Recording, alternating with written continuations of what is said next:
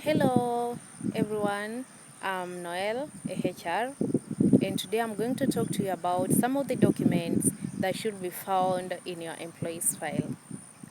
So maybe you are a HR and you're just starting out your journey, or maybe you are an employer and you are probably wondering if there are some documents that might be missing in your employee's file that are important. So today I'm going to let you know most of the important documents that should not be missing in an employee's file. So the reason why it is so important to keep these documents in an employee's file, both digitally and in paper, is because it will be so much easy to retrieve them when you need any information about an employee. Also, in case an employee makes a claim against you, you will be in a better position to retrieve these documents and present these reports when making a defense. So let's quickly dive into what these reports are. So the first one is an application letter and a CV. So an application letter is just a document that tells the position that this employee is applying for and the reason as to why they think that they are fit for that position. And then we also have a CV which clearly outlines the history of a candidate, the work experience, the education background, and all that.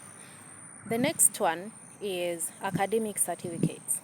So from high school to college to any other professional certificates that this candidate might be having. The next document that should be in an employee's file is the employment contract and the offer letter. So usually after a candidate has qualified or has been selected for a position that was being interviewed for, he will be given an offer letter. So an offer letter tells, clearly states the position that this employee has been given, and the salary attached to that position and the date that they are expected to report. And then we also have the employment contract. This also stipulates this always comes with the job description. So an employment contract clearly outlines the salary attached to the position that this employee with job description attached. So job description is just a document that clearly outlines the responsibilities that this employee will be performing in that organization. The next document is the interview or the recruitment documents.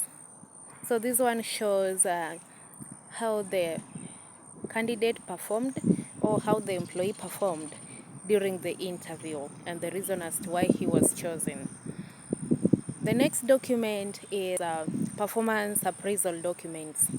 So performance appraisal documents is just a type of document that helps in assessing performance of an employee.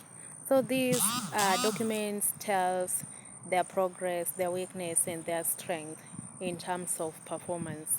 We also have training documents. So usually after a performance appraisal has been done, you will need to train your employees on the areas that they are still weak, or that on areas that there are gaps, especially in terms of skills.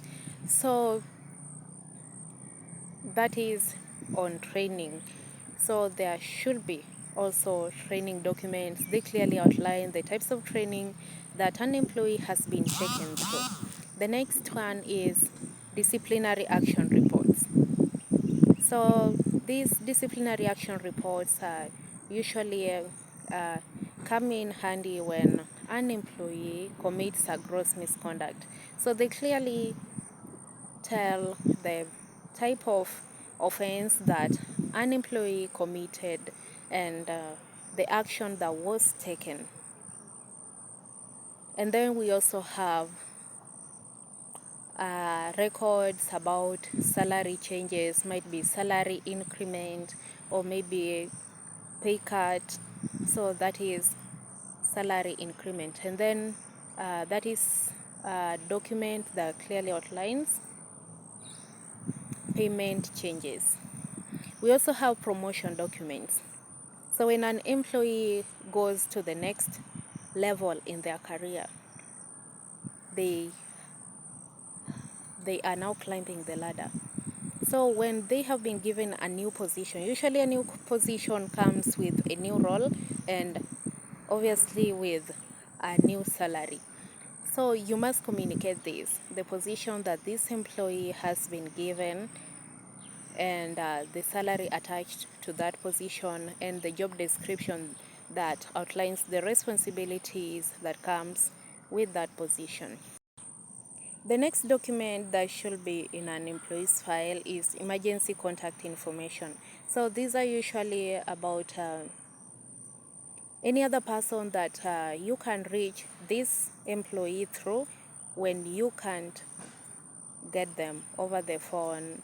So this might be a member of their family, usually a close member of their family. So those are basically some of the documents that are very necessary that they be found in an employee's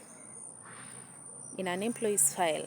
So it is encouraged that HR managers or employers ensure that they regularly review their employees' documents just to make sure that all the relevant documents are there.